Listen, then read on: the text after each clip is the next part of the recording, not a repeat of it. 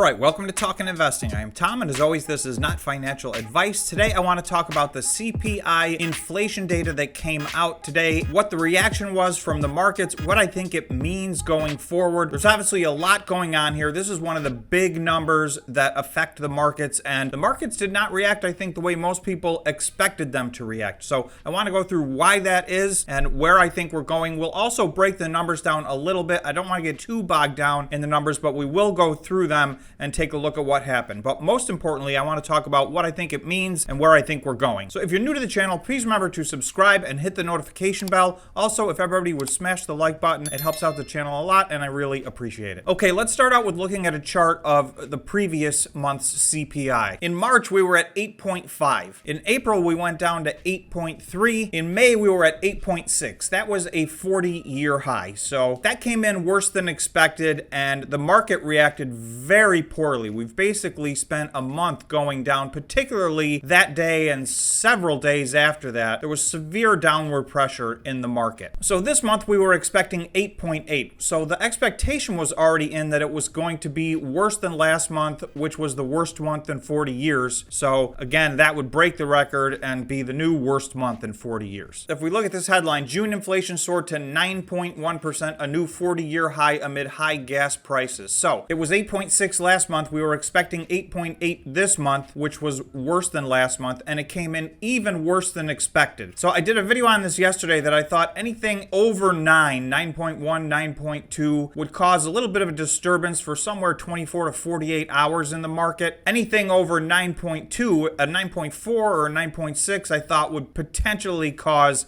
a severe downturn in the market. So we missed by 0.3%. That's the same amount we missed the previous month by. So obviously that's not good, and this number starting with a 9 is not good. And the market's initial reaction to that, a knee-jerk reaction at the open, everything was down. So we're going to look at those and we're going to see what's happened since. I just want to read a little bit of this article. Okay, driving a stunning jump was the energy index, which rose 7.5% compared with May and contributed nearly half of the overall increase in inflation. The energy index includes prices for fuel, oil, gasoline, and electricity. It's up to 41.6% for the year. So you'll see all items overall, unadjusted 12-month ended June 2022, 9.1. So that is the number we were expecting to be 8.8. It was 8.6 last month. So this came in worse than expected. Obviously, the higher the number, the higher the inflation, the worse it is for the economy, the market, etc. And most importantly, for the consumer. So with one minor exception, this was up across the board from top to bottom. Energy commodities were up 10.4%. Gasoline was up 11.2%. Utilities, gas service was up 8.2%. Those were the massive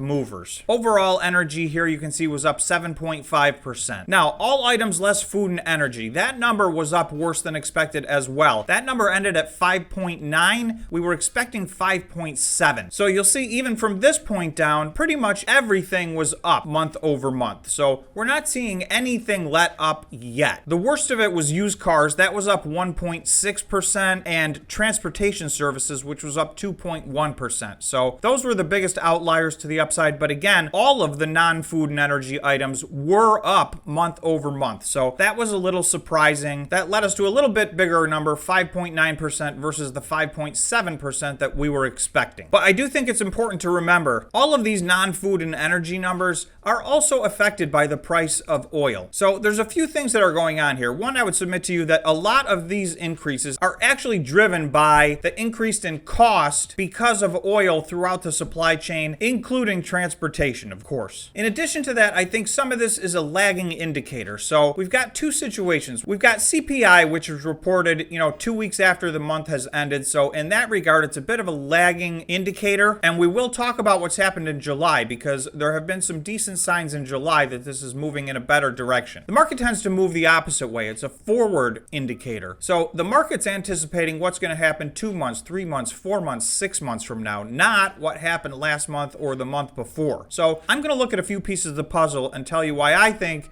we're headed in the right direction, even though these were not good numbers. So I want to be clear, these were not good numbers. Everybody feels this. I know here in the US, we all feel this when we go to the grocery store, when we go to the gas station, when we go anywhere really. This has been difficult, and a lot of the rest of the countries in the world are feeling the very same thing. So I don't want to make light of this. This is obviously a tough situation, but I do want to show that I do think it is going to turn sooner than later. We will see some relief from inflation pressures. So this was put out yesterday ahead of the inflation number, and a lot of this was trying to soften the blow of what was going to happen today, because I think that everybody suspected this number was going to come in worse than what the stated expectation was, and in fact it did. So this article talks a little about from oil to metals to wheat, prices for natural resources have started to slide from this year's highs, stirring hopes that inflationary pressure might be starting to ease. Now again, this is all happening in July, and we just reported the June numbers. So you're seeing a relief that would also support some of the cost pressure coming down. So I do think that there's some hope on the horizon. MasterCard U.S. Chief Economist Michael Meyer told Yahoo Finance Live on Tuesday. Crude oil prices fell sharply Tuesday, with Brent crude, the international benchmark, falling below 100, and in fact, it's below 95 right now, I think. A strong dollar, continued concerns over COVID-19 lockdowns in China, and a slowing global economy have resulted in fears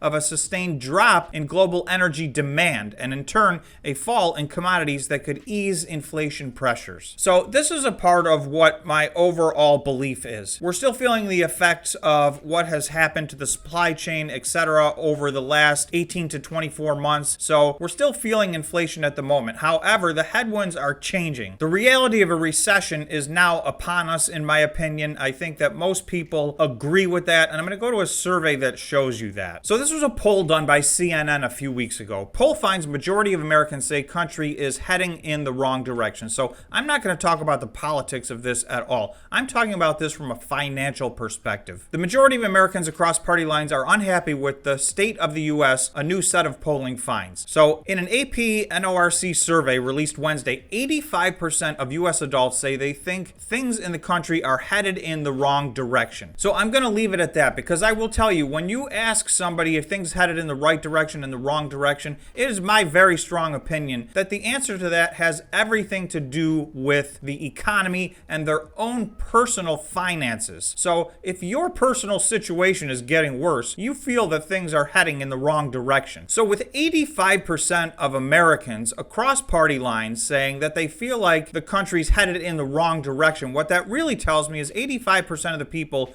are either already feeling the pinch of a recession or are imminently expecting it. So 85% is far past critical mass. At that point, you got well past the majority of the people feeling the same sentiment. So to me, what this is saying is, although inflation is our more immediate problem, obviously this month inflation did get worse. What our real problem is the fact that we're within a few weeks of confirming the fact that we're in a recession. So remember, that's 2 quarters in a row of negative GDP. So that really means we're 6 months into a recession already. You know, recessions can last up to a year. So everybody's already feeling this. So I am expecting, as a result of this, and it may still take 2 or 3 months, but if the investment community, if the market is looking ahead and saying, you know what, I think by September and October, these inflation numbers are going to be headed in the right direction. And furthermore, I think by November or December, the Fed is actually going to be in a situation where they're talking about having to lower rates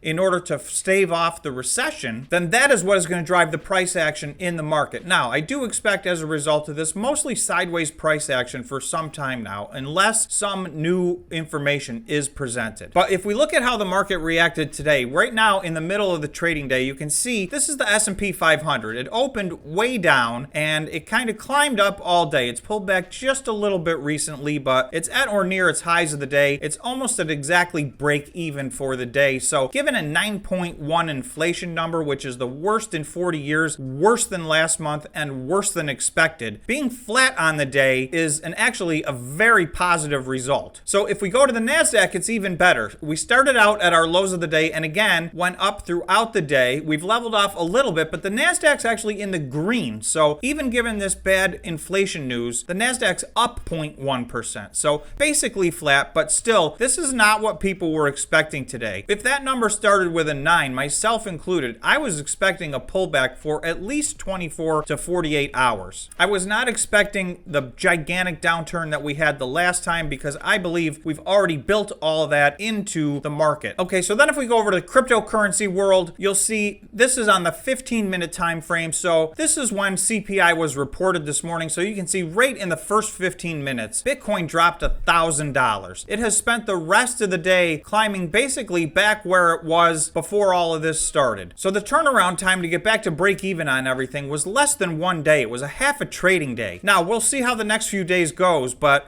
I expect that was it. This was already priced in. The number was bad, but it wasn't a catastrophe. I do believe if we see something like 9.6 or 10 or one of those types of numbers between now and the time it starts going down, that could potentially cause a big downturn in the market. But if 9.1 turns into 9.3, at some point, I do believe over the next 2 to 3 months, this will start going down, and then we're going to start to see a fairly rapid trend downward, in my opinion. So at the total other end of the spectrum, we've got Kathy Wood, who's still saying, Arx Wood says Fed is making a mistake and sees stocks bottoming. And her point is the Federal Reserve is ignoring signs of deflation as it continues its aggressive interest rate hike plan to combat inflation and will soon be forced to make a dovish pivot. This has taken longer than she thought, and she admitted that a few weeks ago. But she is still standing by the fact that, in her opinion, on a macro level, we are looking at deflationary pressures over the next several years.